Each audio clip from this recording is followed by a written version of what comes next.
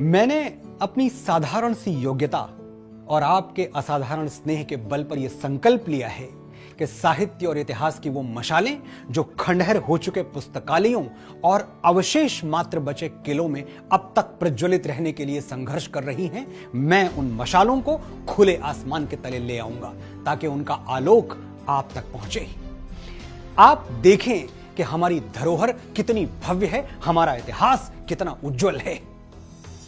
हर युग में हमें यह बताने की कोशिश की गई कि हम एक हारी हुई जाति और एक पददलित राष्ट्र हैं। भारत का इतिहास कुछ आक्रमणकारियों का इतिहास बन के रह गया।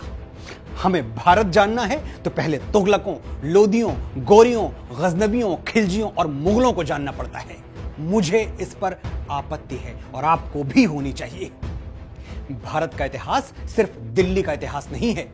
विजयनगर, राष्ट्रकूट, चोला, सतवाहन, मैसूर, पल्लव, नागा, त्रावणकोर, मराठवाड़ा और मेवाड़ का इतिहास भी भारत का इतिहास है।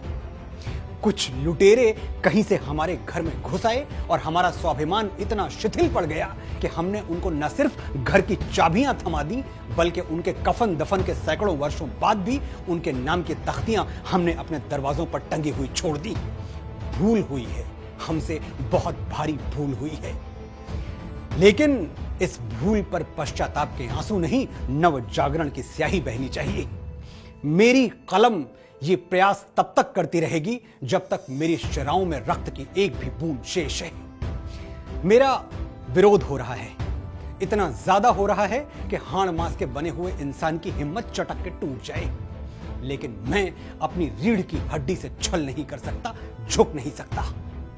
और आपको यह तय करना है कि क्या आप उन लुटेरों की तख्तियां हटा के अपने बाप दादाओं की नाम पट्टिका अपने दरवाजे पर लगाने के लिए तैयार हैं?